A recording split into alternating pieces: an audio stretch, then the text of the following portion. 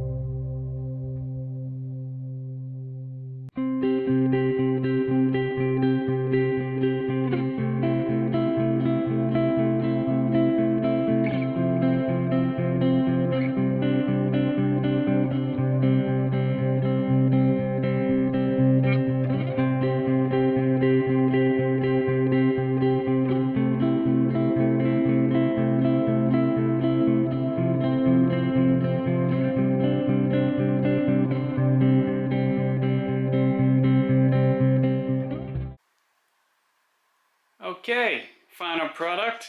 This is just laid here. We were just checking to see where this was going to sit up up on the windshield. Looks pretty good. If you look, there's not a ton that came out the sides or out the top. It looks really good. Yeah, pretty happy with it. We had a little bit of trouble of some extra material down in here, but we were able to scrape a lot of that out before it dried up. You know, like I said, overall I am very happy with this. You know, any problems with it, like always, it's only going to be me who notices. Everybody else is going to think it looks great. So, overall, very happy with it. And it's in. So, hopefully we won't know really if it leaks until we get it outside in the rain, but for now, it's done. Another thing to check off the list. Alright, like I said, that was a short one, but it was something that was definitely on the list of things to do. You know, you can't drive a car without a windshield, or else you're getting bugs in your teeth and everything. It came out really well. I'm really happy with it.